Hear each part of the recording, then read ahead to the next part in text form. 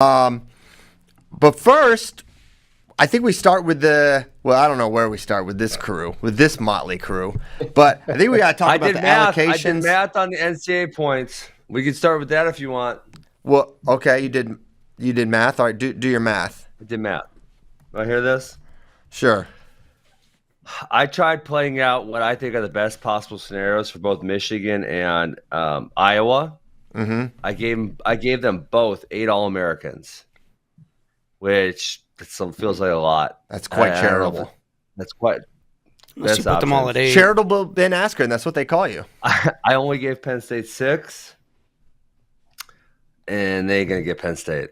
No, not gonna do it. So I kind of looked at all the points from last year, and I think the biggest thing is like, I don't really feel like any of the 6 for Penn State, they're not going to finish low, and 8th place is only 3 points at nationals. It's just not a lot. No, it's not. Who told you that?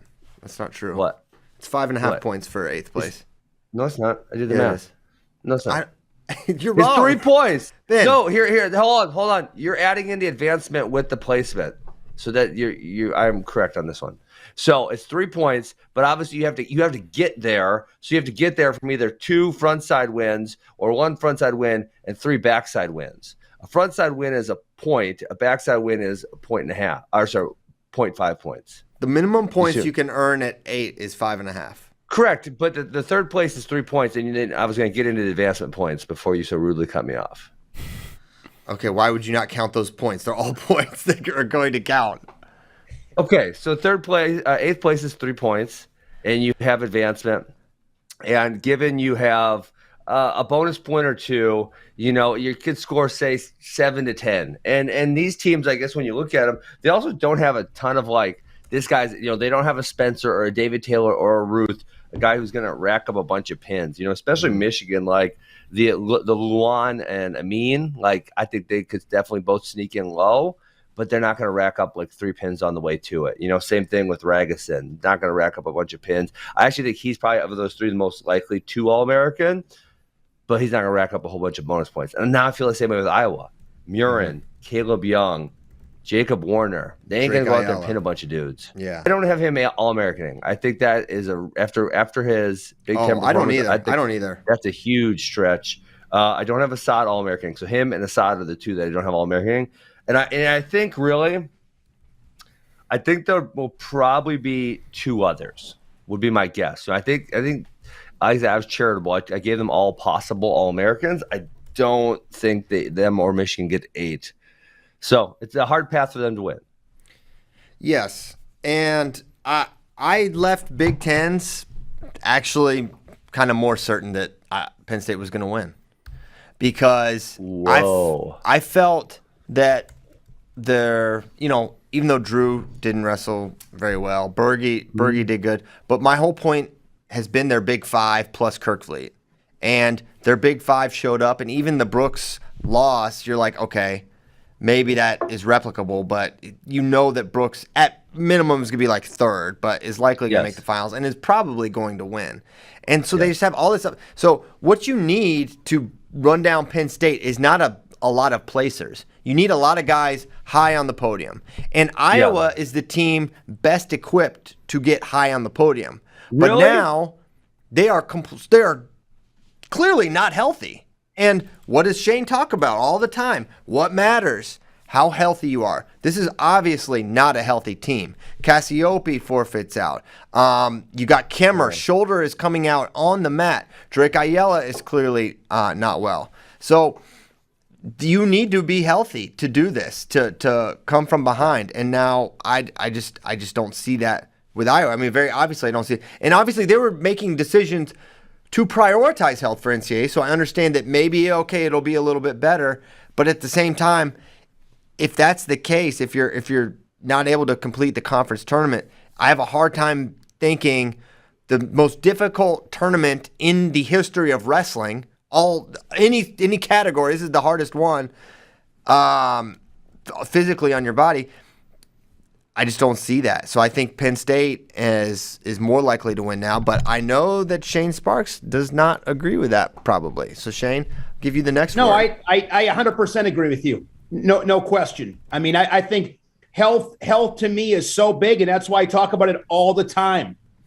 I've always said this: sports, circumstances of the day, the hour, maybe the minute, the second. And with Iowa, no question, Kemmer's not healthy. Jaden Ironman doesn't appear to be healthy. I saw it. He had that knee brace on. I'm not exactly sure what the deal there is. No question. I still will not say that. I'm just a big believer, guys, in you got to go out and earn it. You got to go get it. Okay. I'm still not going to sit here and say nobody else has a chance, because talking to Sean Bourmet the other day, he goes, you know what I like, Shane? We weren't even in the conversation. And he was right. I love Michigan. Andy Hamilton and that crew. They've been kind of teasing me all year because I was high on Michigan early. I mean, I went high on Michigan, and I said to Sean, I go, Sean, I love to sit here and tell you that I was on the boat on the ship the whole season. I jumped off. I mean, after that duel against Penn State, it was like, okay. And Michigan never really got on track. They had a phenomenal tournament. They had that one stretch where they won 16, 17 matches straight. It was nuts. I mean, they wrestled all 10 guys to their seed and above. They were fantastic. And, they beat Penn State by a couple of points. And you can definitely look at areas with the Nittany Lions where, there's still plenty of meat on the bone. So Penn State's the favorite. I don't think anybody I never argued that. I mean, I never said they weren't the favorite. It was just, and I stand by what I said. You still got to go out and do it. Things can change, but that injury factor with Iowa, I think that's their biggest concern. And in Michigan, they got a lot of confidence, and we'll see what they do in a couple of weeks. But Penn State, as you said before, it's like, they remind me, I always make baseball analogies. They remind me of like the Atlanta Braves starting rotation in the 90s. I mean, it's five hammers. Maddox, five Glavine. Hammers. Yeah.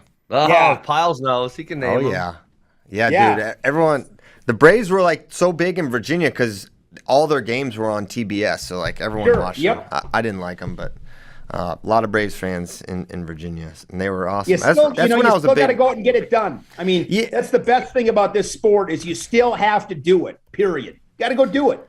They got to do it, but at the same time, it's been done. And if you look at historically, it's going to be so uphill. And I think for Michigan, as well as they wrestled, they need guys like Will Luan and Cam Amin to do something I don't think they've demonstrated they can do yet. I think they're placers, but they need to place high. And Mason Paris needs to be last year. Mason Paris. If it went totally crazy, and it's one of the things where it's like it's a string of events that's highly unlikely. But Suriano has the capability of placing high. So does Massa. So does Amin. Brucky does, and Paris does.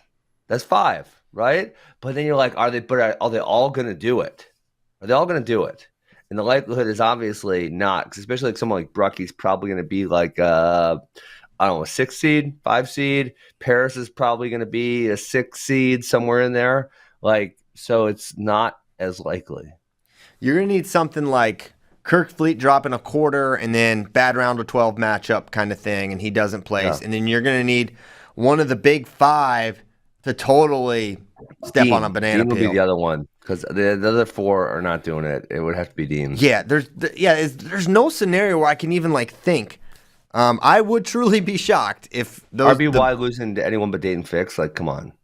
Yeah, it does not seem like it's happening. Starachi widening the gap against Massa, and then the big contender for him was obviously Kimmer, but now that's out of the mix. And you know what? The Hayden match feels interesting to me also with Starocci, and that could be a semi, because I think Hayden's gonna end up 4-5.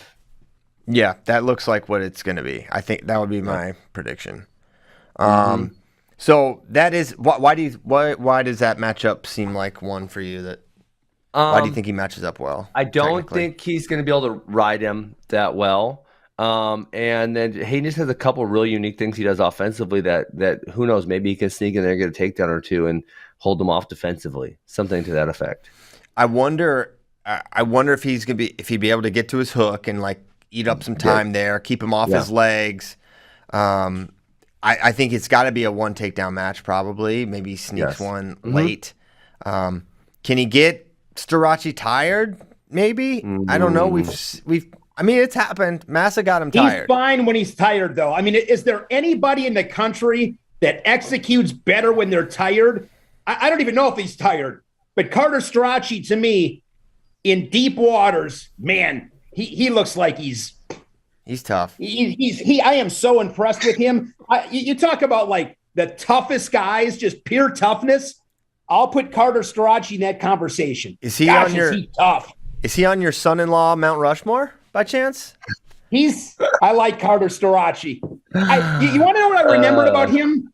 We did the duel with him in Michigan last year, and I didn't know much about him, and I obviously knew Massa. It was 1-1, and then in the tiebreaker, Storace put him on his back. But what goes under the radar in that match was how many times he fought out of tough positions. It was like he was getting controlled. I felt like he was getting controlled in that match. He just wasn't getting outscored because he's so tough to score on. And he kept himself in it. Now he's just so much better. He's not even in those situations anymore. But when I remember leaving that duel meet thinking, this kid, I was super impressed with him. Super impressed. Plenty of times he could have just given up a position. A lot of guys would have. He just didn't. I mean, that guy will fight to the death. Storace's a stud. He's good. Okay. But 174, guys, I mean, that weight class is nuts. So, I mean, you talk about credentials. That 174 is insane. 2 national champs. Yeah, it's very, very good weight class. Should we kind of back up slightly and talk about the field a little bit? Because the allocations came out, the wild cards.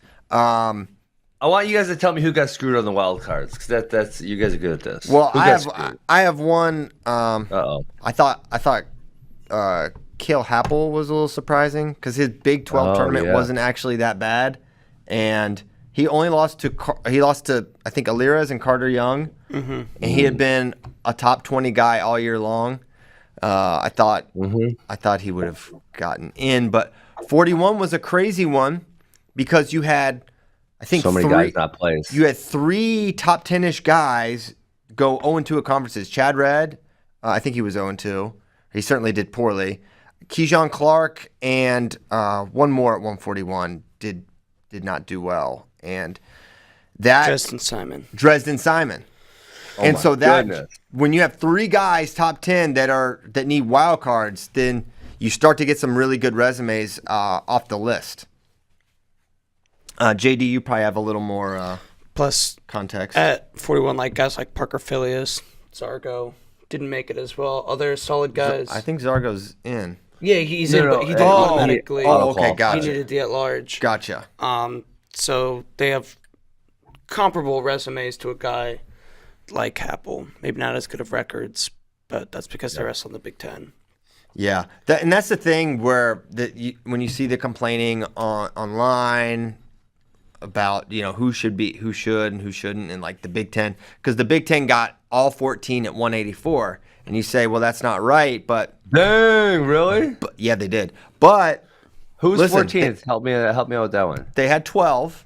Who's the last place? So I am trying. Okay. So you had 12, and then Jack Jessen was the 14 seed. He was had 2 wins, and he stole a spot. His record's so bad. Oh, he did steal a spot because his record going into there was. I think he won more matches at the Big Tens than he did all year. Yeah. Well, so he only won 1, so it's not. So Lyon. So the 2 guys that got wild cards were DJ Washington and Max Lyon. Oh my God, they kind of deserve it. Damn. Oh my gosh, this has got to be the worst record to ever make NCAAs. My man is 3-11. 3-11. Jack Jessen. It's got to be the worst record to ever make NCAAs. Legend. Legend. Don't call it a comeback, Jack Jessen. And actually, one of the 3 is a medical forfeit because Weiler medical forfeited to him in the 9th place bracket. Man. So, guys, how about Northwestern? I was just about to say Northwestern how getting about 10. Matt Storniolo has done a fantastic job there. Last couple of years, last year they were top 10. This year they get all 10 of the tournaments. It's incredible what he's done there. If Matt Storniolo's not in the Coach of the Year conversation, something's wrong. Well, he's going to have to be because they weren't looking good all year. I mean, I know it's like injuries. Look at their schedule, Ben. They don't have a deep roster, which obviously hurts them because then their backups aren't very good. If they have 1 or 2 guys out, it's an issue, and they had some injury issues. So yeah, as a dual team, they were struggling. The Northwestern identity always in my mind for the last 10, 15 years was they're a team that's always going to have 3-ish hammers, and then they're going to have some guys in the lineup. You're like, who is this? But now it's they kind of have. Now it's it flipped a little bit. There's 10 deep. What do you mean? It was kind of like that during the dual season because to my point, the roster cap I believe is 25. It's a really small number. I think it's less. And when less, even worse then. So when you have a roster cap that small, you can't have a lot of guys in your team, which means you're not gonna have a lot of good backups because you got to have some guys redshirting and developing and et cetera, et cetera. So they were 2-6 in duals. To my point, they lost to almost everybody. And there was some I'll pull up a duel. For example, against Indiana, they had Brendan Devine in the lineup. Max Mayfield at 157, guys who were Colin Valdivias, So there's he's an NCAA qualifier. Oh, really? Okay. Well, there's guys you don't know. But yeah, for the Big Ten tournament, they put a really solid lineup together for sure. Yeah. Well, and the other thing, guys, just to make note of this also, beyond the wrestling mat, they had the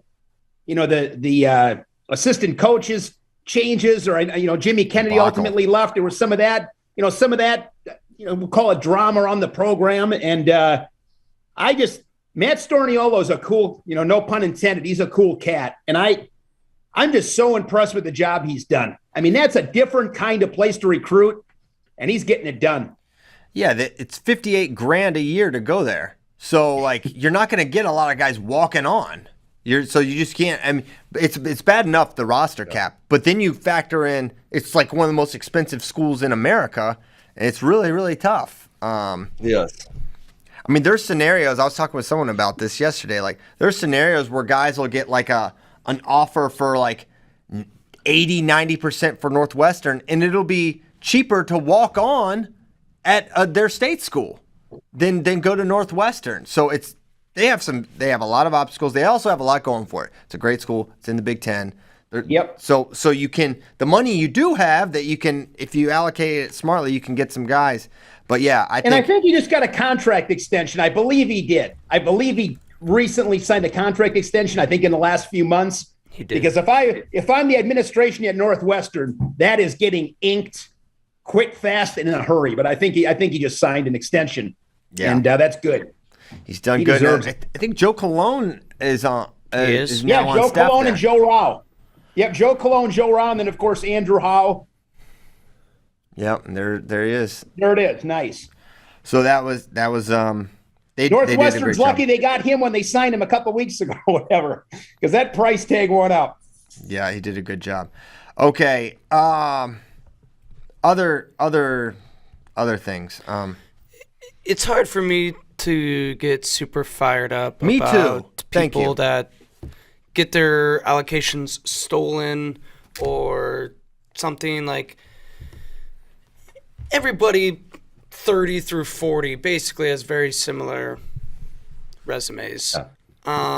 And I get it. There's the Wyatt Sheets of the world, but how did Wyatt Sheets get in?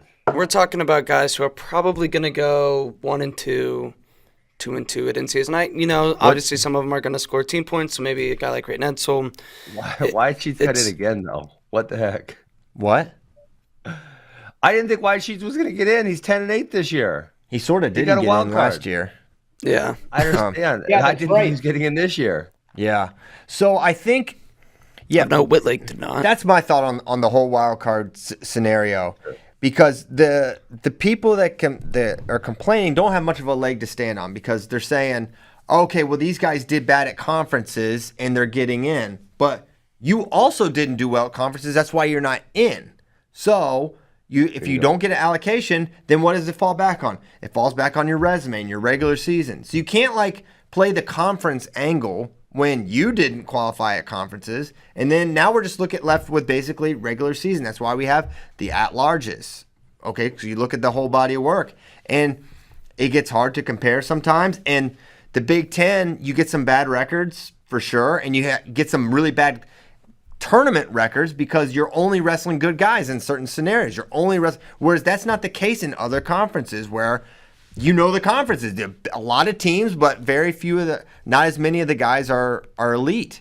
So yeah, you could have a better conference tournament performance, but did you really? Because if you're in this field, there's no way to say, yeah, you would have done that because look at the guys you were losing to at your conference. So Big Ten, I get why people get upset, that it seems like unfair that they get the benefit of the doubt, but the bottom line is most of those guys are just more proven and they've beaten better guys. And that's what I think that's what you should base it on. I think records are cheesy. And I know... why are we all agreeing so much today? I mean, this is not right. Well, Shane, I haven't got you going yet. I was just gonna call you out. You were so high on Michigan, then you left them high and dry. Abandoned ship. I didn't sell all stock though. Just like I also I did not sell the Mičić stock. I hung on, and I'm hanging on till the end. I'm never because the one thing, and Ben knows this with investing, you don't lose until you sell it. My Mičić stock, I'm not selling it, and my Michigan stock, down to the end here. I'm not selling it. Well, at the price, let's face facts here. At the price you bought Mičić, you're still at a massive loss. I know, and it's coming down to the end. I bought Mičić after when he was wrestling Danny Bertoni from Maryland. That was the all-time low when he was losing. Okay. Right after I said I bought 500 shares then. So I'm way up on Mičić. I'm actually I bought high, but I still have Michigan. I mean, I still have Michigan in the. I think it'd be great for them get a trophy, and I'm not counting them out. I'm still not going to be. Michigan has no chance. Penn State's the favorite, no question. But I'm not going to say, Michigan doesn't have a chance. Who knows? Wrestling's crazy sometimes. Here's my question. Guys, let me make this comment real quick though. I'll give you a good analogy. As you said, JD, those guys 30 to 40, you know what they remind me of? Guys on bottom. Quit whining about it and just get out. Yeah. Yeah. Right? Nobody wants to hear you whining because he can't get out on bottom. Oh, he's not doing anything. Well, figure it out. And I'm with you. If you are complaining and you're 30 to 40, you have really no complaint. You really don't. The Twitter, the Monday morning Twitter, the politicking on Twitter from like the team accounts, like look at my guy's resume. I was like, really? You're probably like, I saw one guy got. I'm not even gonna say what he got because it's too identifiable. But like, they're saying that guy got 8th at a tournament that is not like, that's not a credential, right?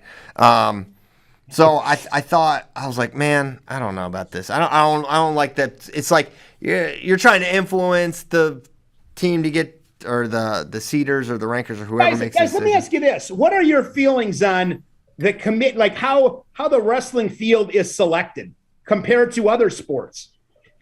I mean, well, first of all, we have 33. Almost half of all the wrestlers get in, which I think it's so much. It's so many. It's so many for the size of the field. I'm gonna do the math. So it's not half. It's not quite that's why I said it's almost half. Yeah. Probably 40%.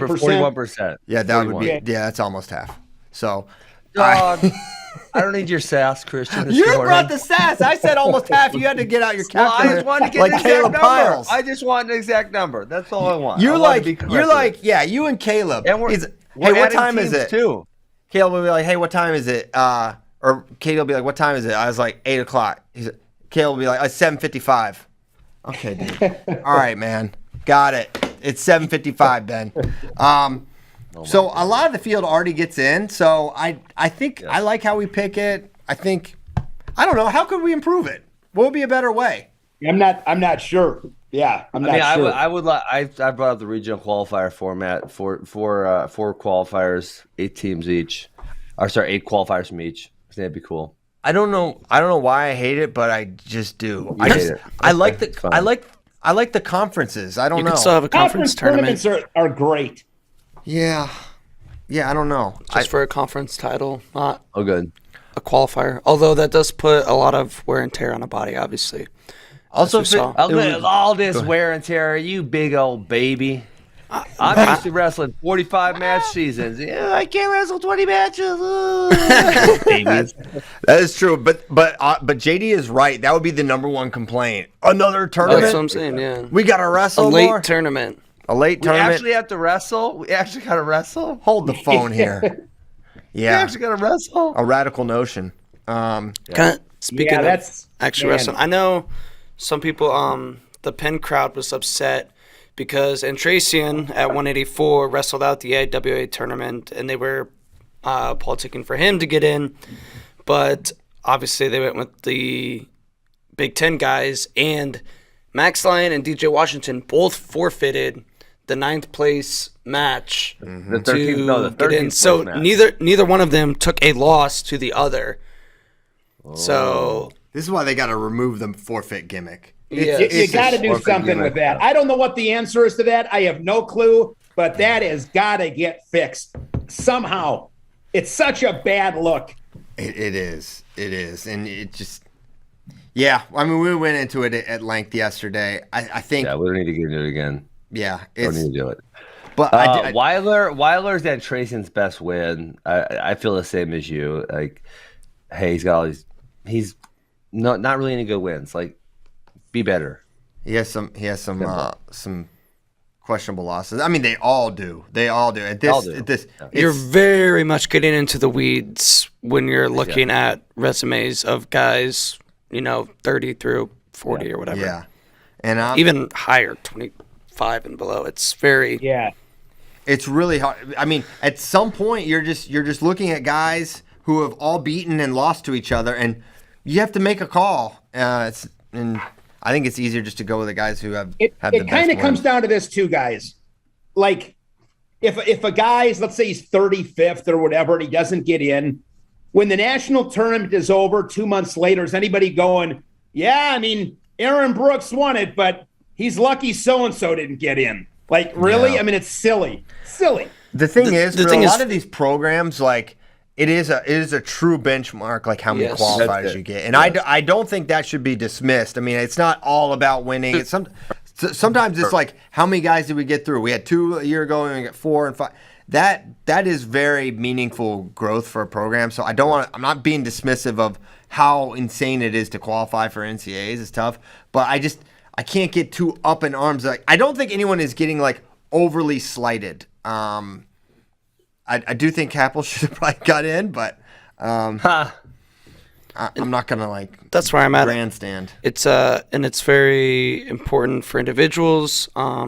It's a hard accomplishment, but it is, yes, hard for me to get up in arms about.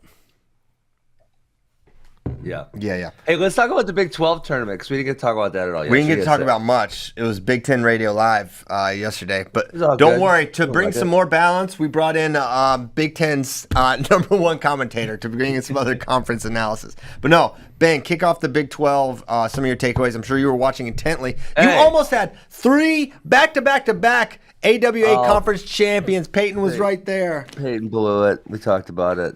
Peyton did blow it, but he also kind of got screwed because that thing they did in the first period was total nonsense. Did you see it, Christian? No, let me pull it Okay, up. listen. He's on a double leg.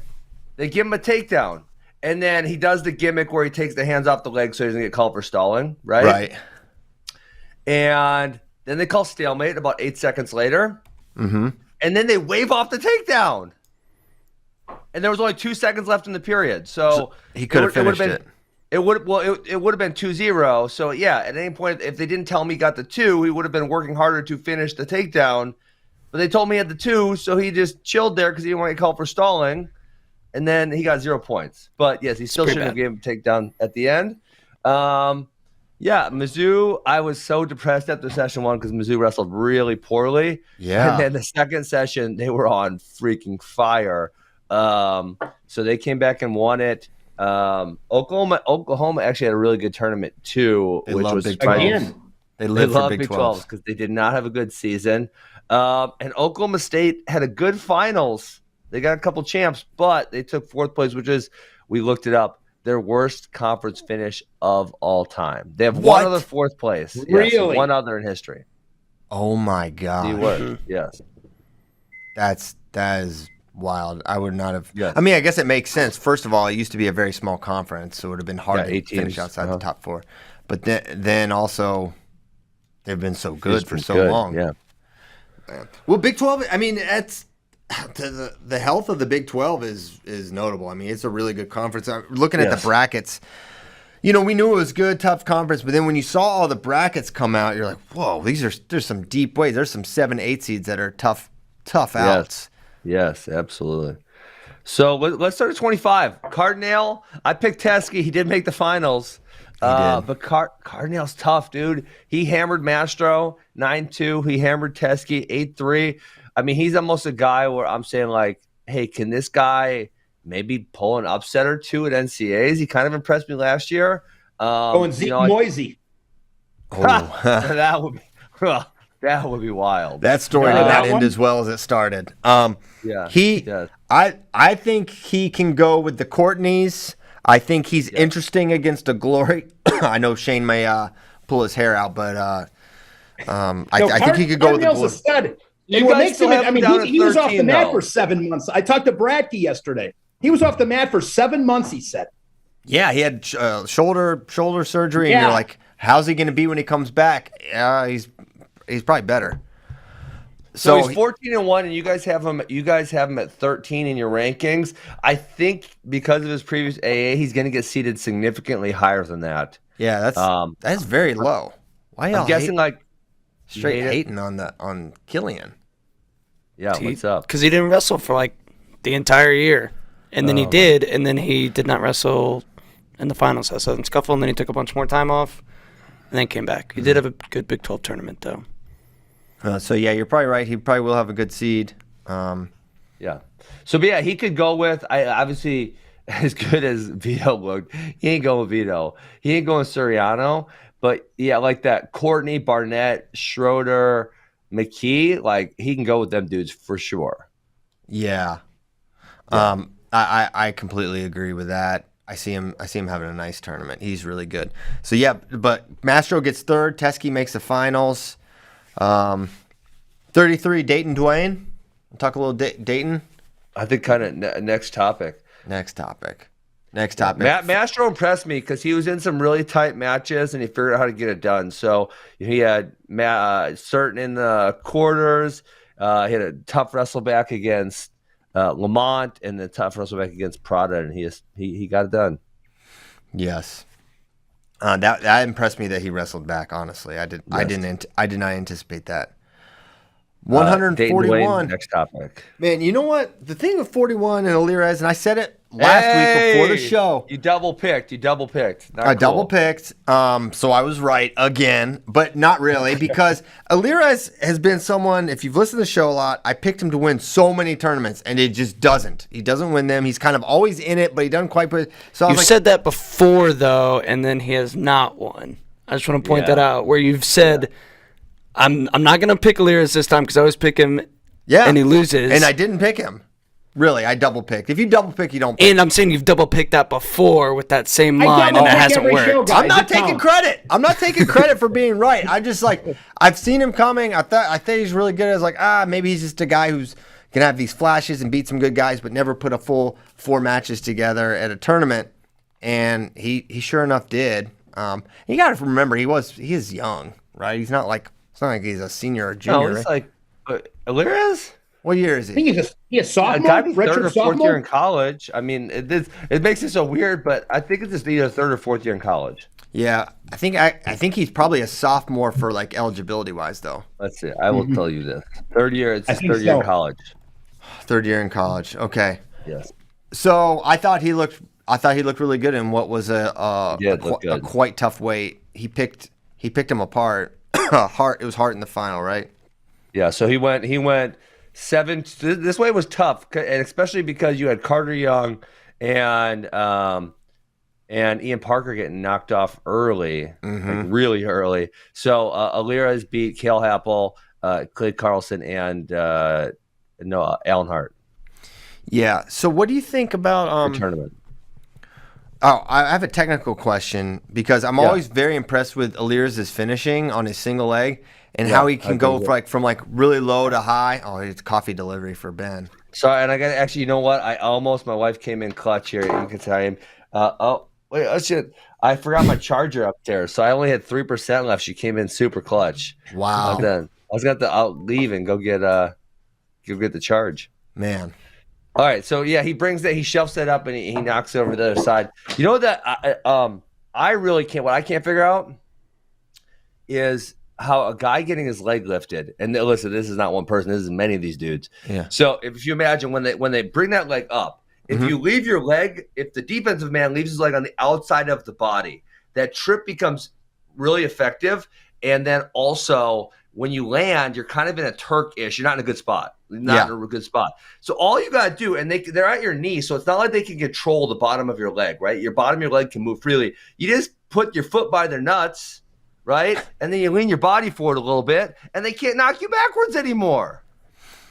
Yeah. Simple. Now I know what's going to happen. I know they're going to try to transition the foot to the other side of the body, but you're telling me if you're going to take an immediate loss, you might as well try to prolong that by making the position a little better. Hello, McFly. Well, it's an interesting thing because there's certain guys that are just able to get the foot up a little more efficiently than others. And I wonder if there's something he's doing or. Yeah. I don't know if there's, I don't, because like Keegan does it really well also. And I feel like Shin Wizards are going out of style a little bit. And I know maybe like 3 years ago, maybe more than 3 years ago. I want to say Keegan was like sophomore, junior, we had Dom Dentino, a bunch of other guys, and we were having a lot of issue with Shin Wizard, and we drilled the crap out of bringing that shelf up and controlling the knee and bringing it up high and really dealing with that. And now I feel like there's a lot of guys who are really good at it. So if they're really good at that, the Shin Wizard becomes significantly less effective because that's a really great technique against a Shin Wizard. Yes, and that's how he uses it. Hart was Shin Wizard, and he came up high with it. Yes, he's really good there. Yeah, I think Shin Wizards are if it gets put on, it's a great stalemater, time waster. It can get you. I see it get a lot of guys out of jams. I'm not saying it's like a great go-to defense, but guys that are good with it, can really shut down a finish for the amount of time they need. There's not a lot of conversion off of it. But anyway, that was 41. So, any other thoughts on 41? 41. Ian Parker blew Made me it. sad. So you guys, you guys knocked Ian Parker all the way to 19th in the rankings. That's freaking wild. I want to see if Alirez and Woods. I think those would be the top two candidates if they can go with any of the top three. And honestly, they may be 4 or 5, so maybe they're only going to get each other and then a shot at Nick Lee or something to that effect. But if say they were a 6, I'd be interested to see them against Seabass. Maybe Seabass works them. I'm not sure, but depends on his health. Curious. Yeah. Curious to see what they bring to the table. Alirez versus Rivera would be a fire match. I worry for Alirez. I think the top position from Sebastian is going to be. He rides a lot of guys. I mean, remember what he did to Roman in the Big Ten Finals? Everyone kind of forgets about that because there was no follow up afterwards, but. Rivera was looking like a national champion that year. He beat Gross and RBY in the same tournament. He beat 2 national champions. He was the number 1, right? He was after that, yeah. Yeah. He was the top seed. But because Gross was number 1 at the time, I believe. I think, let's see, Gross beat DeSanto in the duel. He had a loss that year, but he beat DeSanto in the duel. DeSanto beat RBY. DeSanto beat him at Carver. And then Gross beat him at Midlands, I believe. Yeah. In a crazy match. Yes. I'm going to bring the ramp. And then Rivera was controlling Gross, and Gross hit a lateral drop from bottom on the edge. That's right. Yeah. That was so crazy. Yep. At the Midlands, right? Yep, that was at the Midlands. That was the semis. Yep. That's right. Yep. Oh, man. Good call. Bananas. Wait, no. So he beat DeSanto twice that year and lost to him once. Mm-hmm. Okay, got it. Okie doke. So then we've got 49, G, the winner there.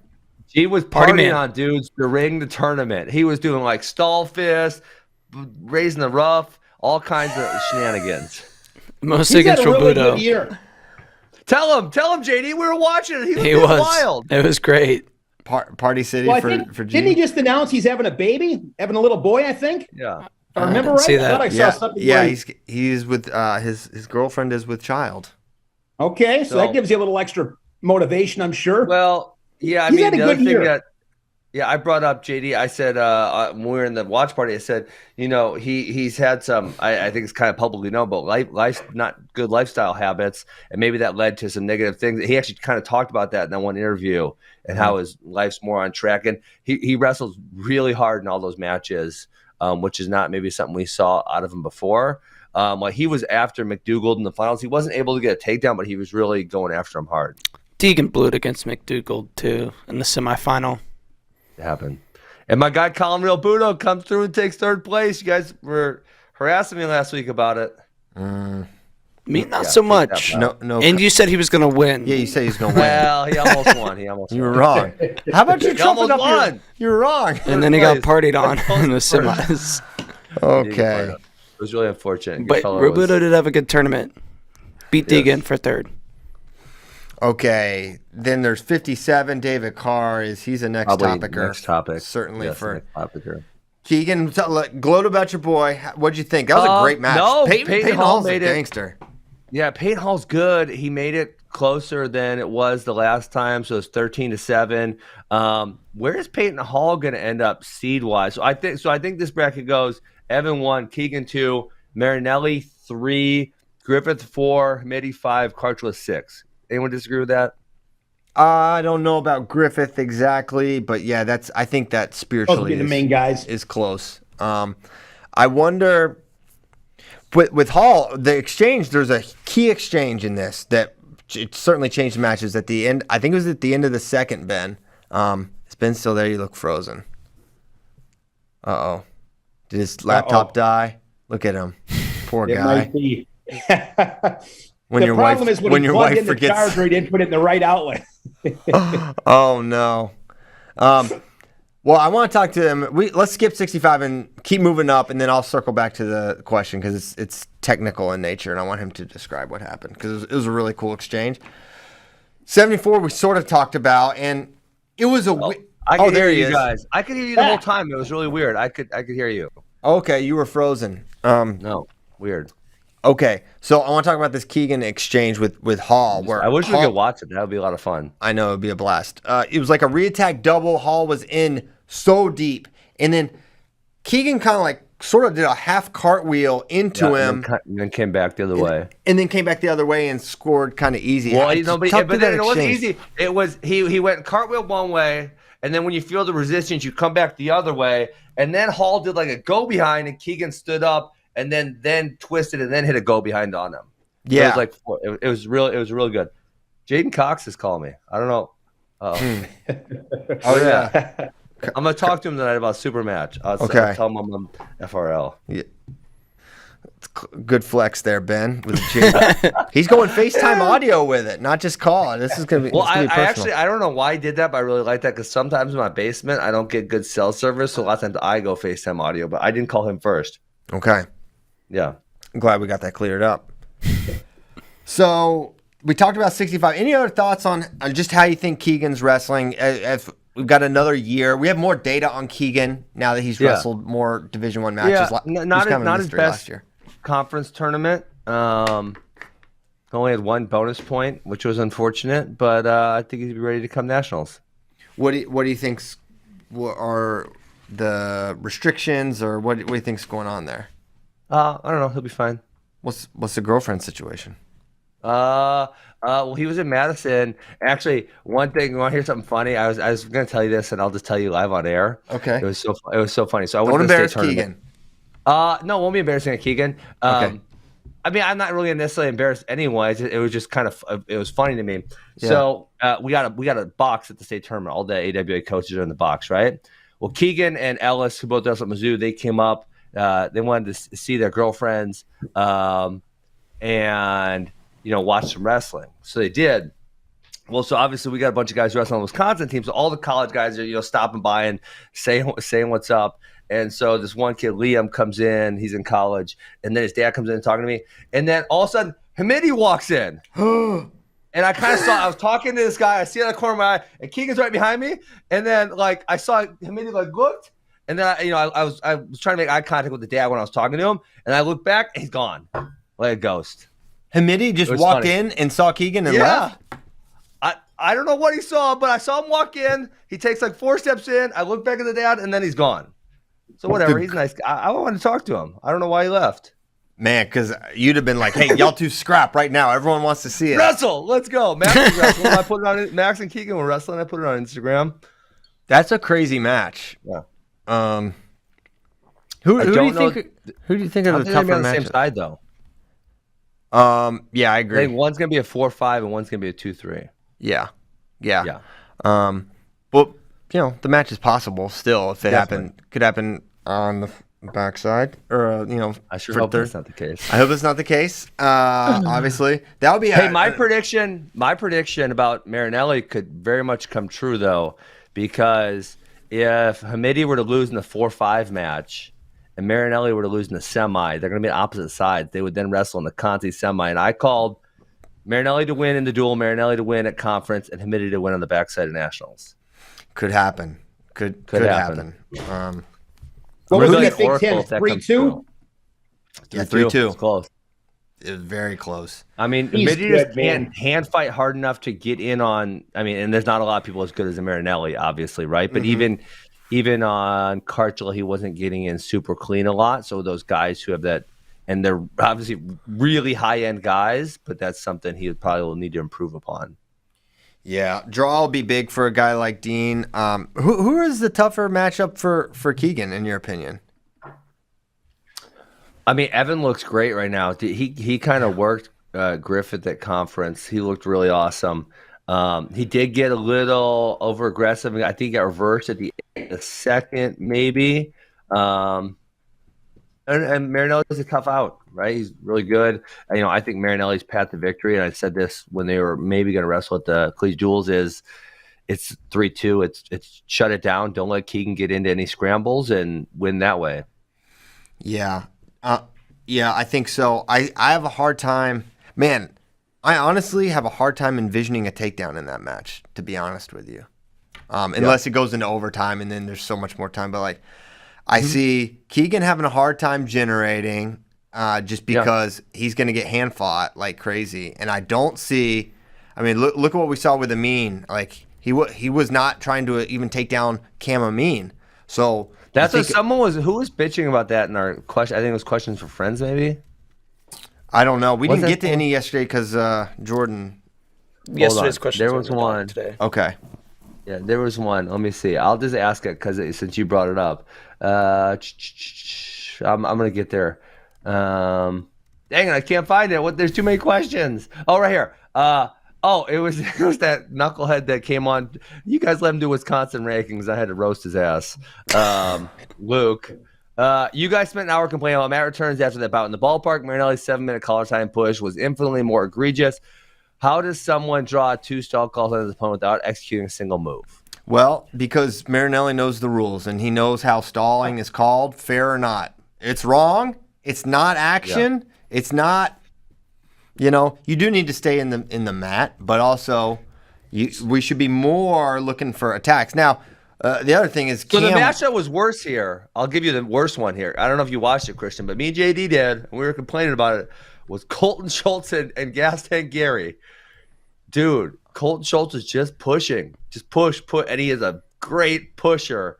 And Traub was getting stalled on, That's why I don't like the push-out rule in folk-style wrestling, because I think you could see a ton of that, and I don't want to see it. Well, you don't in freestyle. You don't at all. Yeah, I think it's because I think those guys are just too good. I think in college it could be. That's not what I don't want to happened. see a sumo match in college. Hold on, but that's not it at all, Shane. If you go watch, I'm hearing. Damn it, I'm hearing feedback. What's the deal? Are we good gone now? That was weird. If you go back and watch 2006, 7, 8 freestyle wrestling, where the push out rule was just implemented, guys are not that good at edge wrestling. If you go watch guys right now, because they put time into edge wrestling, they are freaking wizards on the edge about not going out of bounds. With their pummels and the way they move, like they're really, really good at not going out on the edge. And I think that same exact thing would happen in college wrestling. Is you get guys who, I mean, if you're gonna give a point every time you get pushed out, you're gonna put time and effort into not getting pushed out. 100%. So you're gonna get really highly skilled at it, and that's what happens in freestyle wrestling. Man, I just think, I mean, Shane, and I need you to, I need your perspective here, man. How many, you're a Big Tens, 0-0 first periods were rampant all over the place. That's why I think a step out would be helpful, because they're not going to call stalling. A step out limits how much evasion you're able to do. It gives guys another opportunity to score. You're not going to have 0-0 first periods if you have a true step out, in my opinion. There's going to be a lot fewer. Yeah, I'd be open to it. I mean, the two things. Yeah, I mean, I'd be open to it. I mean, I don't think that would hurt. I'd like to see it, at least to see what happens. And the other one too, guys. I just want to make it known, because I think I get misunderstood on this. Uh-oh. I love riding, but to get riding time point, you need to turn a guy. Oh, yeah. I don't know if I like that one. Well, I think, my gosh, can you actually, at the very least, can you pretend you want to turn him? Can we just give the illusion that you might want to get some near fall and not just like do this leg attack finish and stay on top game? I mean, yeah. I think that would make it so much more entertaining. I believe it was Staraki, and he was just the one that came to a head in, but obviously he's not the only one. There's a lot of them. Like, I don't think you got a breakdown. Like, how do you ride someone for 2 minutes, not break them down once, and not get called for stalling? It's kind of ridiculous, in my opinion. Like, what do you mean you didn't even get what? What do you? I mean, he was breaking guys down with the front trip, back trip. No. Massa, he didn't break Massa down ever to his belly. He never got him flat ever. I don't believe. He didn't get a breakdown. That would be wild. It was. Guys, go watch it. I'm pretty sure he does 2 minutes. Not one time does he get Massa flat or say like in a Turk position on his side. Like, he doesn't break Massa past his base. So if you go 2 minutes, you can't get a breakdown, let alone a turn, a breakdown. Yeah. Boom, hit him. I like to go back and watch. Oh, look, there's Shane. Yeah, I don't think he gets a breakdown, guys. I mean, he returns him probably 4 or 5 times, but yeah, I don't recall him ever getting him down flat. Never broke him down. Yeah, it's interesting. We'll have to go back and rewatch. Okay. I don't know how we got here. Back to Big Tens. You were asking about O'Toole. Technique stuff. That's how it started. Yeah, O'Toole and then we got on Marinelli's. Marinelli, and then and then that question from Friends. Mm-hmm. And there we were. So yeah, Marinelli's. He's not trying to score numerous takedowns. I mean, against Creighton Etzel, I felt like he could have taken him down close to at will, but he rode him for. Yeah. I think he rode him for like over 3 minutes. Was that Jordan yesterday that was talking about how Marinelli is? I think it was Jordan talking about how good he is in the hand fight. He's as good as anybody, but he just doesn't pull the trigger when he gets to his stuff. You know. And when he goes, I mean, this wasn't always the case either. When he pulls and he has that nice post, he can be like I remember his freshman year and his redshirt year. He was attacking a lot. He's never going to be probably a huge bonus point guy just because his game is takedowns and he's not a turner unless he goes feet to back. So, but he could pile him up. And with his gas tank, he's another one. I mean, because he's got good technique when he pulls the trigger, and he's hard in the hand fight, and he's good on top, and he's hard to ride. If I'm Alex Marinelli, and it's easy for me to say this sitting in my house, but I'm going all out. Like, I got nothing to lose. And maybe he's probably feeling a little bit of the pressure of some of the disappointments that he's had from his own perspective. But if he would just let it go, I would love to see Alex Marinelli just let it fly. Because I think he'd be really good. Yeah, and I wonder if does he even get to use his gas tank to its full effect with the tactics he implements. That's my point. Like, I've seen Cam Amin get tired before, but Cam wasn't really that tired in this match. I don't think he brought it to a point where he was like feeling any level of fatigue, because as hard as it is to endure that hand fight, which I'm not minimizing the challenge that presents, but if exchanges are just more tiring. when you have to like defend someone on your leg, or when you have to, be moving that much more. Yeah, agreed totally.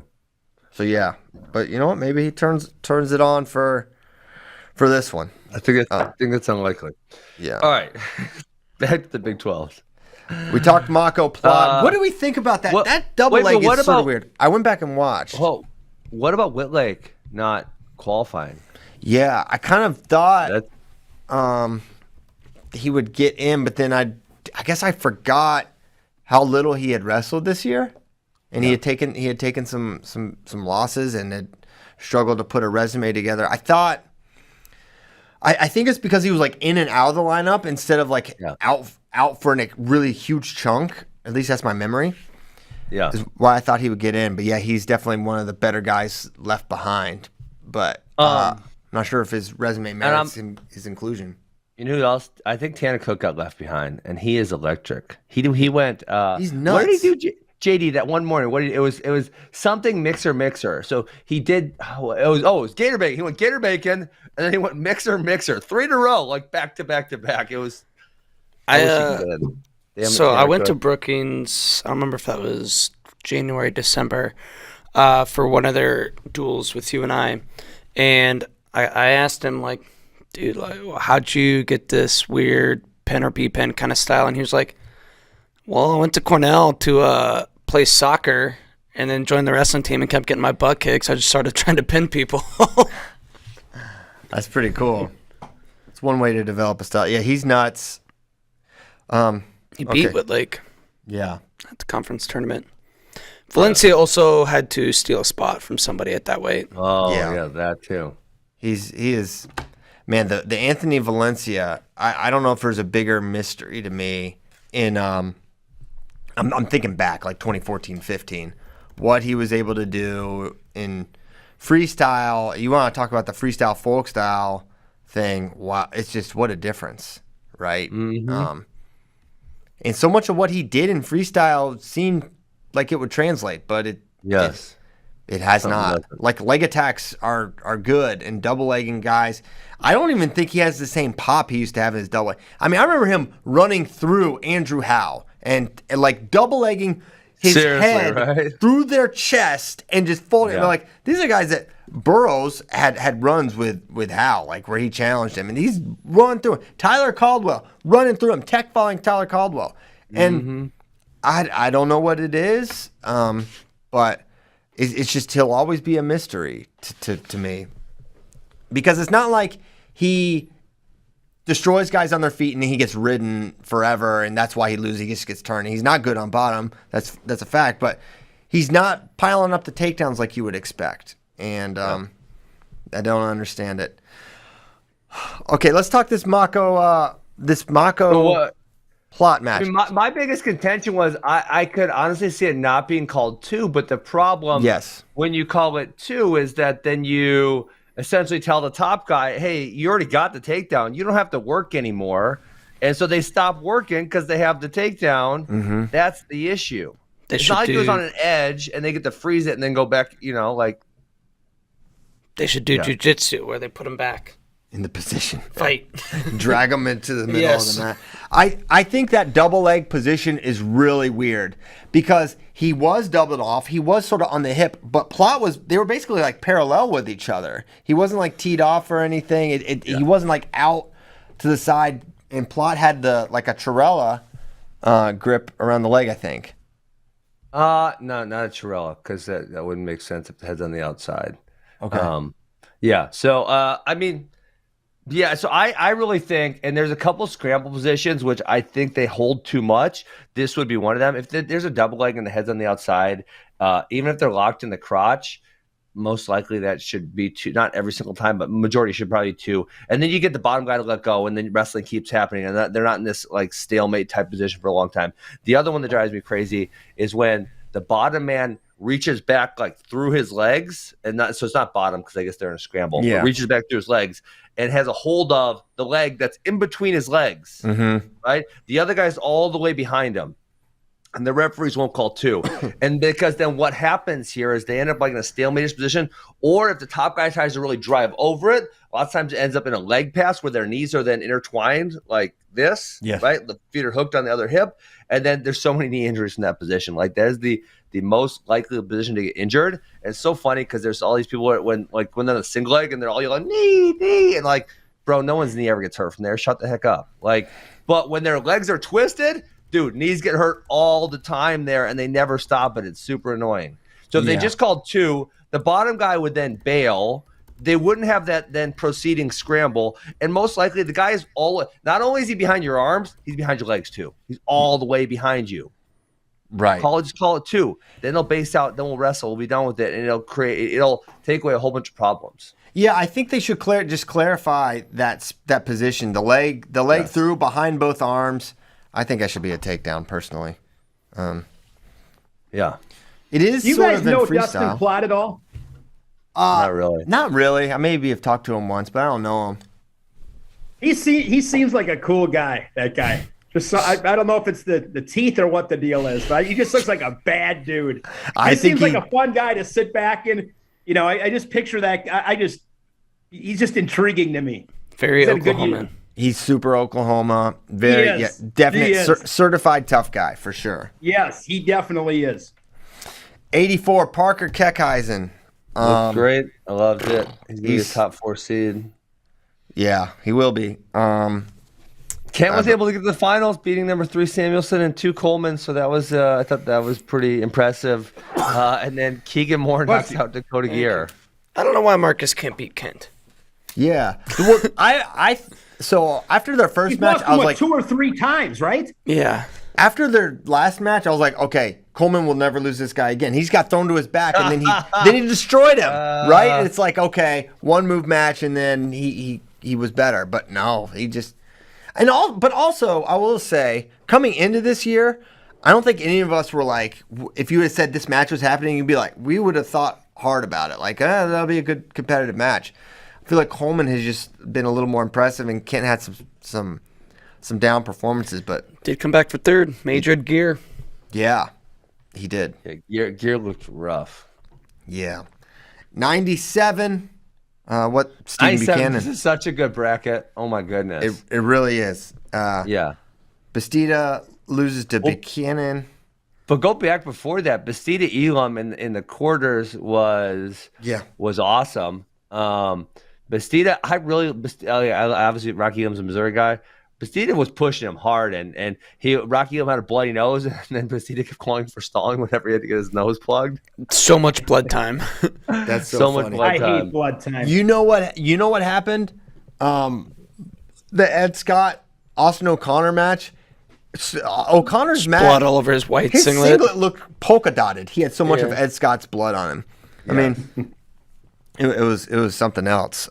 We got to get to that too, because that was So Buchanan, the Bastida's bottom against Buchanan is the issue again, because he didn't choose bottom. Buchanan gets the escape in the 3rd period, and essentially it was 1-0, and he went for something risky and got pinned at the very end, right? Yeah. But I mean, that's like that match is super tight, and what's Buchanan going to be, the 2, 3? I think he'll be the 2. 2. Ben, you know what I just thought about, guys? Just random.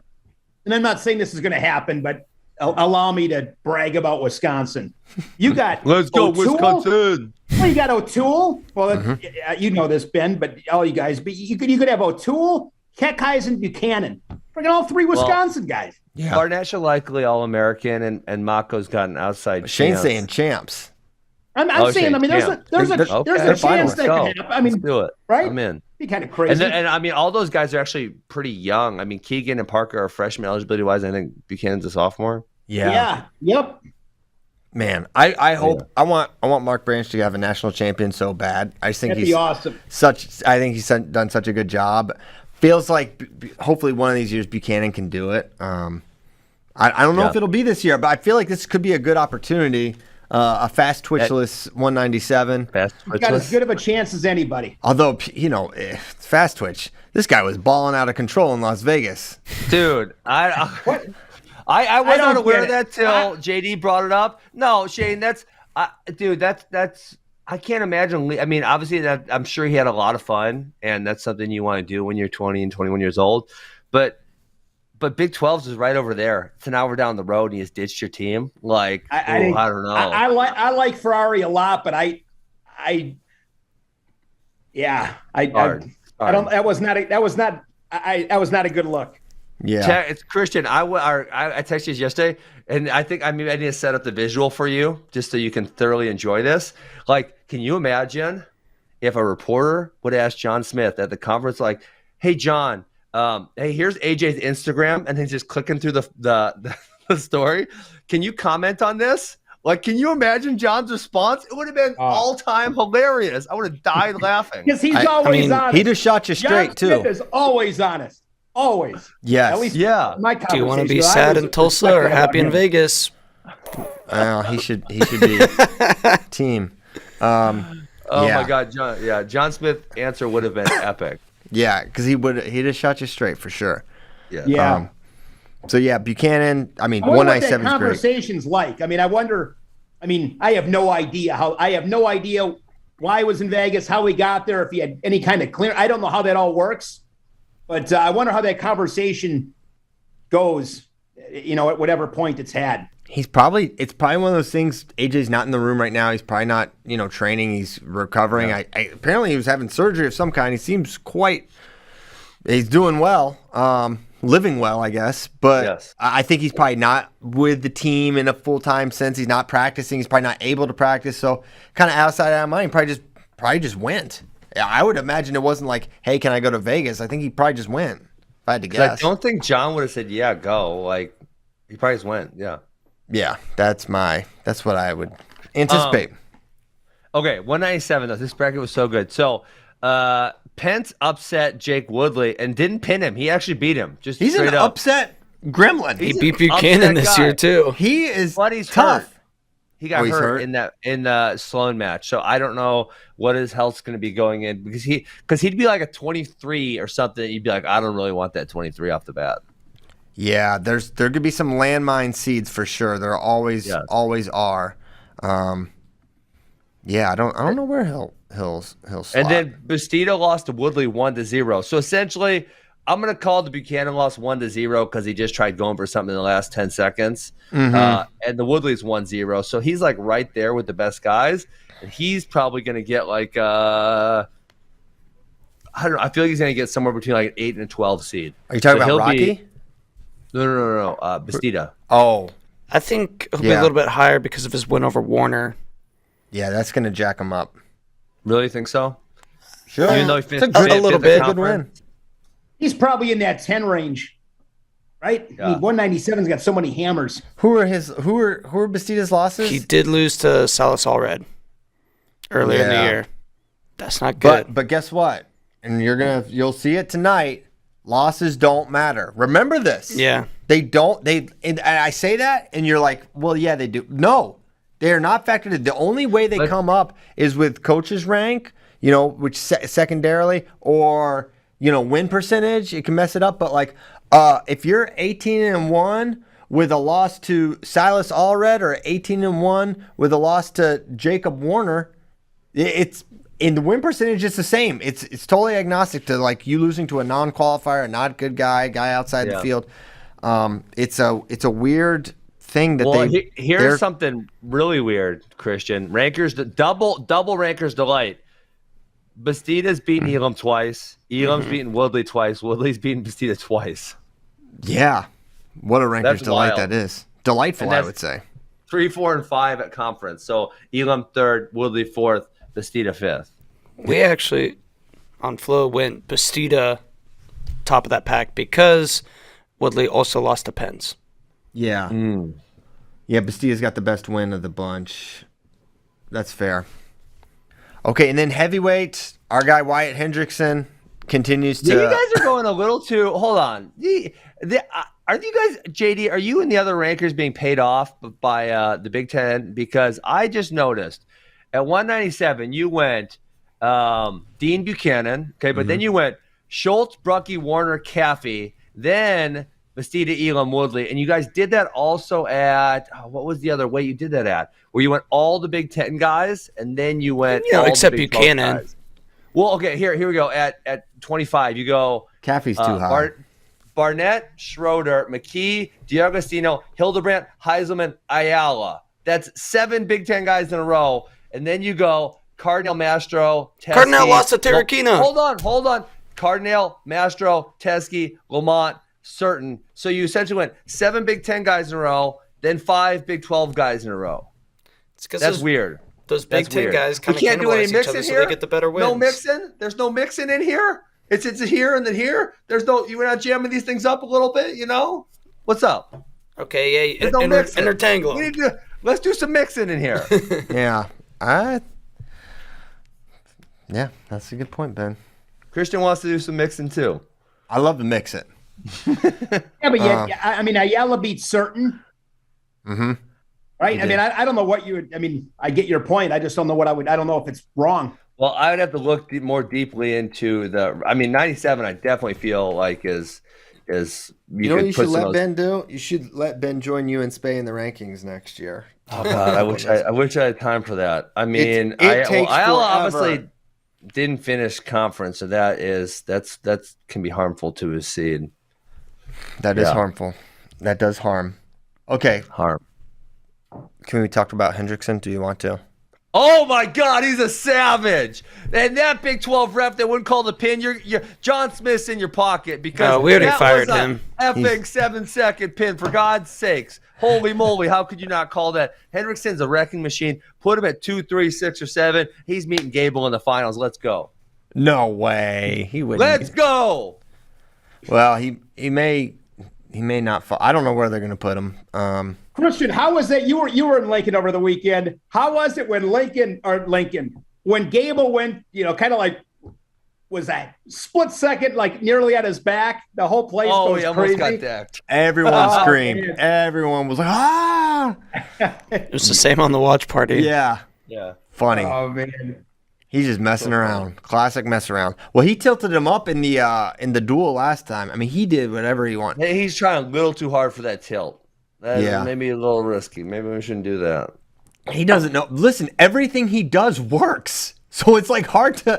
That's not really true because he can't pin any of these dudes, and some of these dudes he's trying hard to pin. And Gable is just If you're trying to tilt, you're not trying to pin anybody. Well, I don't disagree with that sentiment. So turn them, I should say. But yeah, he does try to turn some guys, and he's just not that great on top. He'd turn you. He'd chop you up. He'd chop you up.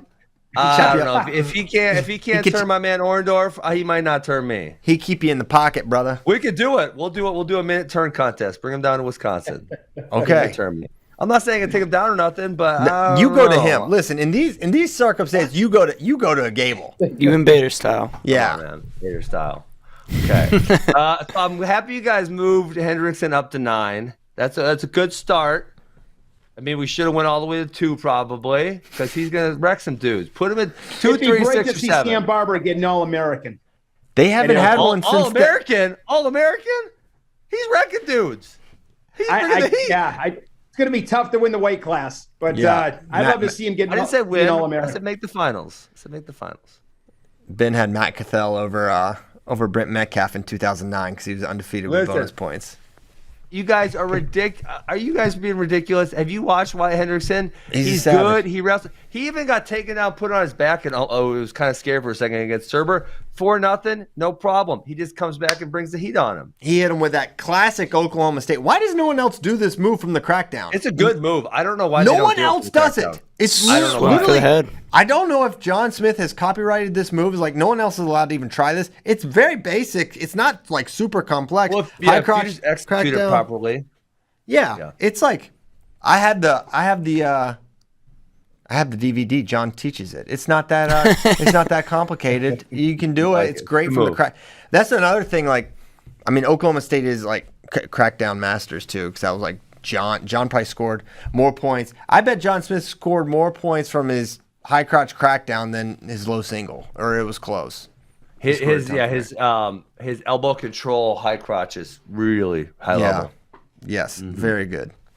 Serber went on quite the run to make it to Dixon. He avenged 3 regular season losses. There's a lot of stalling going on there.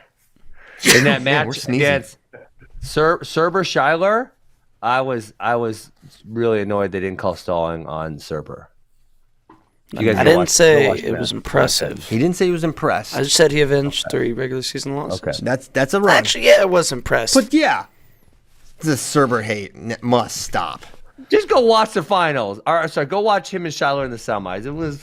It's not good. Well, then you gotta go and watch 50% of heavyweight D1 matches. Yeah, not Wyatt Hendrickson's. I'll go watch Wyatt Henderson. He's a savage. He's gonna roll into Detroit in a jet plane and just. I'm worried though. One time destruction on his mind. He's gonna try some standing assassin or cradle or something against somebody who's just gonna flip over and pin him. Dude, he's gonna. These heavyweights are gonna. Some of them are gonna freak out. They haven't experienced a wrestler Gable makes these guys freak out, but someone that's just trying to pin you the whole time at the heavyweight class. Yes, it's pretty uncommon. And the way he does it goes 6 or 7. That's what I really want. Yeah, that would be something. I mean, him versus Colton Schultz. I feel like who knows what happens. I feel might be a bad match. I think that's a bad matchup. Colton we don't is want so that big. One. I think I want to see him versus. So here's what I was. This is my idea. Set up the path. Set up the path. Well, we go Gable. I'm just gonna, and this is it's kind of realistic, obviously, right? You're gonna go Gable 1, Cass 2. Colton Schultz, I think, is gonna get the 3, and then we're gonna go. Schultz is undefeated. I think. He's 2. So Cass and Schultz, you can flip those 2-3, right? I think you're probably going to go Greg and Mason 4-5, which is not ideal if you're Mason, obviously. If you're Mason, you probably get bumped down to the 6 or 7 by maybe Wood or Stencil. So then, right, you need to get Hendrickson over Stencil or Wood because we don't want Hendrickson at the 8. If Hendrickson ends up at the 8, that's boring because we don't want to see him against Gable in the quarters. We want to see Gable in the finals. Mm-hmm. So maybe we put him at the 6, then we get him and Slim Tone in the quarters, that'll be a lot of fun. Let's go for that. Slim Tone. Love Hendrickson. He's a lot of fun to watch. Get to a little Atlantic Coast Conference action, shall we? We need to talk a little bit about it. Yeah, we gotta do this. We got short time. Got to do some boogie, and you guys definitely watch more than me. I think some of the bigger storylines. O'Connor going down to Ed Scott, who Ed Scott now, with his resume, is going to get a nice seed. I see. Yes. Yeah. You guys have the ACC brackets linked to the Big Ten, and I'll search it, but it's fine. Take on it, guys. Ed Scott, correct me if I'm wrong. He was at. Go ahead. Is this the first tournament he's qualified for? Right? He did not qualify last year. He was at a different weight. He was at still limited. Yeah, he was at a different weight. Yeah, he was at 49. What a story he's been. I think, Ed Scott last year, was he 6-6?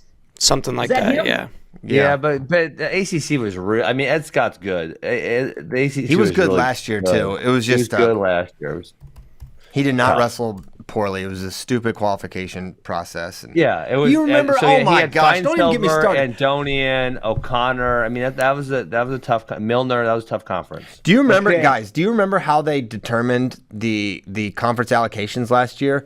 They did it previous year. They did it on the previous year's allocation, which had all these EIWA guys. I'm sorry, EIWA, but you were factoring in Cornell, Princeton, every Ivy League schools qualifiers. Even when they weren't there. They weren't there. They didn't think, that might mess some things up. That was preposterous. It was preposterous from the word go. I'm sure EIWA people would admit it as well. It's like, it's not the same without Cornell, Penn, Princeton. I mean, look at what happened to EIWAs this year. Look at what Penn just did. Look what they're certainly coming. I mean, Cornell's obviously great.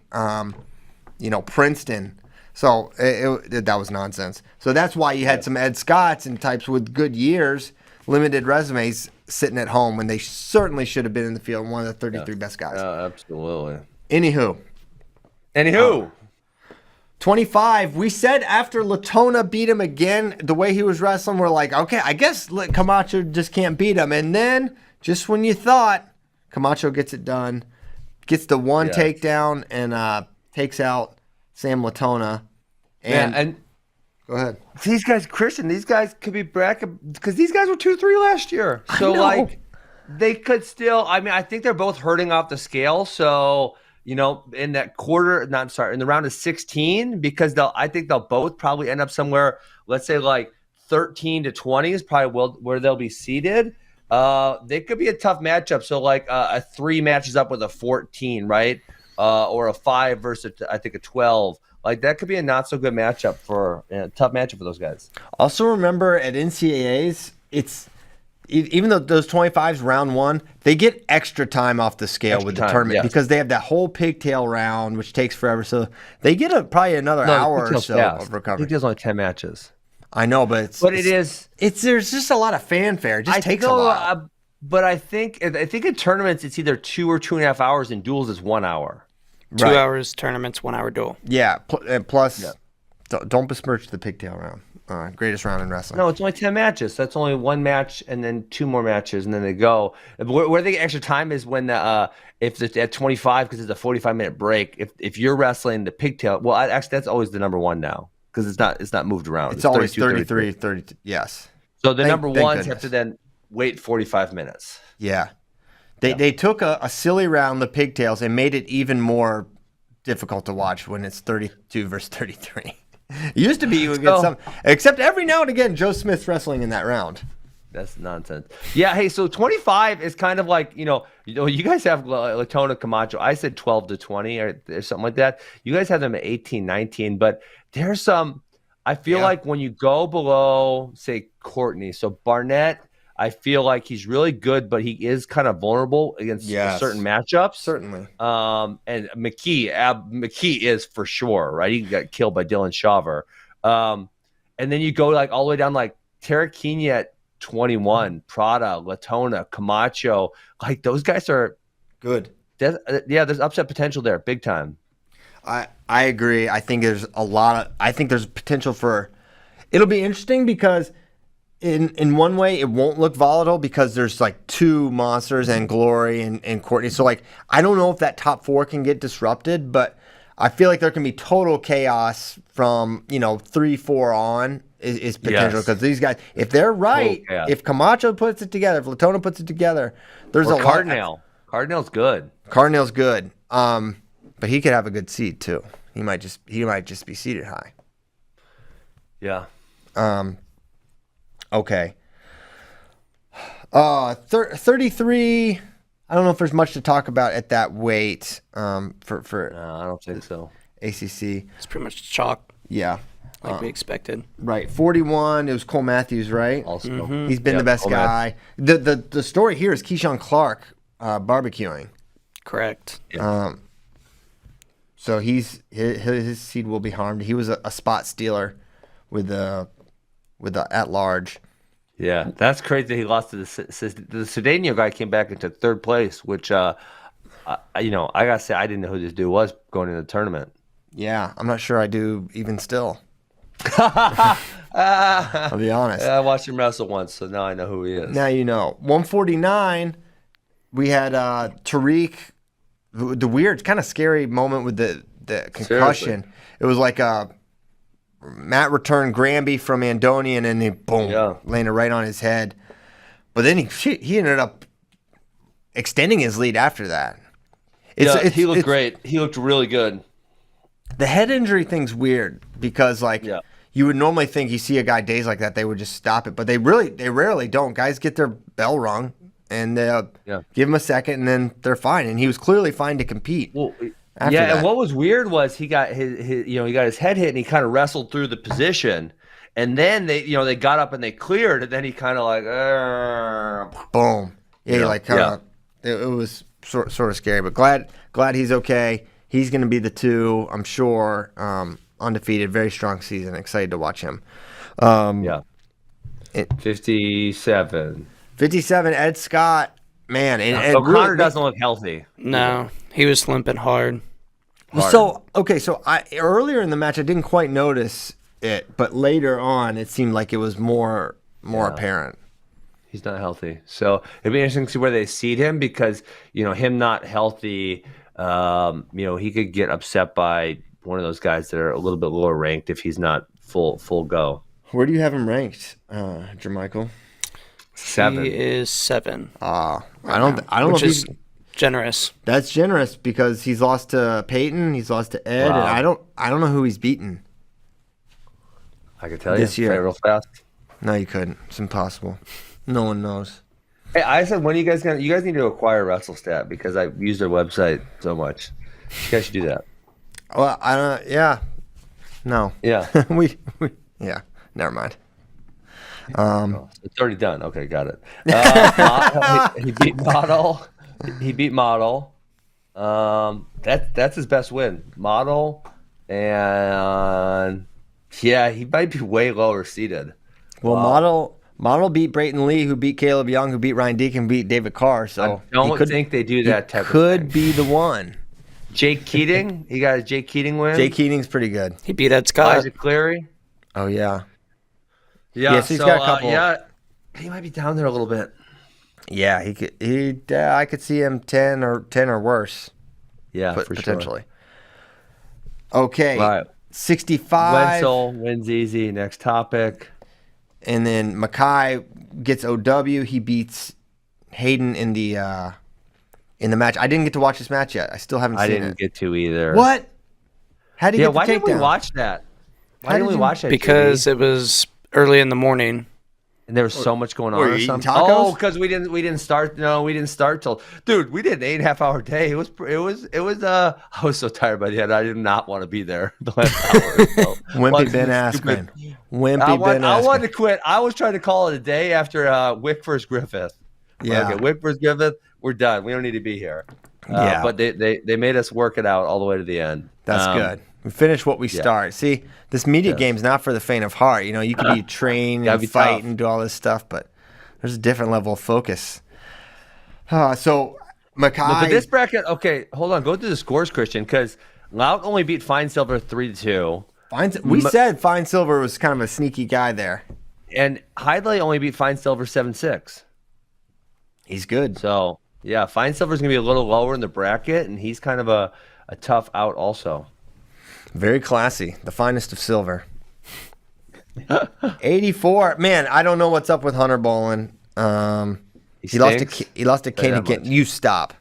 That is an exaggeration. He's going to be low, bro. He's going to be really low in the bracket. Outside the top 15, you got to figure with what's happened. I'm not trying to take anything away from Kane. It's just like when you think about this is a guy that beat Hidley multiple times last year. He's good, and now it's just I don't know what it is. Maybe it'll come out at the end of the year. There was an injury or there's something, or maybe he can't hold the. I don't know what it is. Kind of at the end of the year. I don't. No. What I'm saying is, After the No one's news talking will about it come right out. now. Yeah, no one's telling you nothing at this point. But it's like I don't know. You can't like regress to this much. You don't just get worse at wrestling. Maybe you can. Yeah. Well, I mean, honestly, I was talking about that in the watch party. Is like some of these seniors look like they don't want to be there. Right? They want to be done. Like they ain't scrapping. Like they're like, I'm out of here. And you'll see that. I'm sure you're gonna see that on the backside of nationals. Like they're like Thursday night, I can win this match, or I can go drink some beers tonight. They're gonna take the L. Oh my gosh! How sad. That happens for sure. My God! Pay attention. See, JD knows it happens. That's sad. I didn't say it didn't happen. I said that's sad. It is sad. You're correct. Yeah, I'm allowed to be sad. Could Bolin come back though? I'm trying to see. 1, 2. What do you mean? Could he come back from what? Next year. You say he's a senior, but like he could. He could be back. He'll have one more year of eligibility. Well, I wasn't particularly commenting on him because we didn't watch a lot of ACC. It was just like there were certain dudes in the Big Ten, and you're like, this dude he ain't scrapping out there. Like he wants to. You could tell he wants to be done. Little checked out. 97. I think we were all wrong. I think we all picked Trumbull. Trumbull. Nino's never been able to get over that hump. He's like 0-2 or 3 against him in his career. Yeah. Trumbull Mountain. So, but he got over the mountain, and perhaps rounding into form. Keith Gothard said Ben doesn't like tough watch parties. He was whining after hour 7. You don't like tough watch parties. Oh, that's good. That's good, Keith. We appreciate that. That was good. And then heavyweight, Traxler wins, and that was that. We talked a little bit about the Pac-12. It's 9:45. Holy cow! These Holy shows cow. are. We got brackets tonight. Bracket reveal show That tonight. we do. Yeah, 5 o'clock. Who's doing it? You two and Shane? Who's on Not the me. bracket I'll be in a reveal? plane. Shane's on the rival bracket show. We're competing for ratings. Oh, we got heat. We got heat. Let's go. Yeah. Let's fight this one out. We got big time beef, Shane and I. Oh yeah. No, so our bracket show, I think both start at 6 Eastern, 5 Central. You should only watch the full bracket show. Shane, where's yours? Let them tell us. Yeah. Let them tell us. We don't want anyone to You listen. can tell us. Have them both up. No, we can't tell us. Listen. But yeah, mine's recorded, so I'll watch the Flow one. Bleep it out. yeah. See, Shane's gonna watch. His is already Oh wait, recorded. so yours isn't live. No, it's not not. live. He knows. Wait, I mean, you know the brackets already? yeah, he does. You son I of a do. bitch! You've been sitting here acting coy the whole show. I don't like it because we've been like, I think this guy's gonna be this seed or that seed. I didn't say And Shane's much. over I here. didn't- He knows the seeds already. Fifth. He took. So Shane, was I like on point today, or was I like not on point? Am I way off? Uh-oh. We'll have to watch the show. No, man. Tune in. That's how you sell a show. I you can't go. believe he played us the whole time. This Yep. is not acceptable. I just sat back and listened. I mean, Unacceptable. I was just sitting back and listening to you guys. The listener, Shane Sparks. Thanks for coming on. Oh man, maybe I don't know. We're not gonna have a Wednesday show next. Or yeah, we are. Yeah, we are. Ben's not Well, gonna we be have there. a show tomorrow. Yeah, no, I know. I'm talking about when we're But gonna then see Shane I thought again. we're Monday next week, right? Yeah, Monday next week. I was just referring to when we would talk to Shane again. He'll be in Detroit. Yeah, we'll go pick him up. Yeah, We'll get him. figure something out. Figure something All out. right. Thank you guys so much for listening. Yeah. We're gonna go get tacos. We have a secret great meeting day, coming guys. up. Thanks. See ya. Goodbye.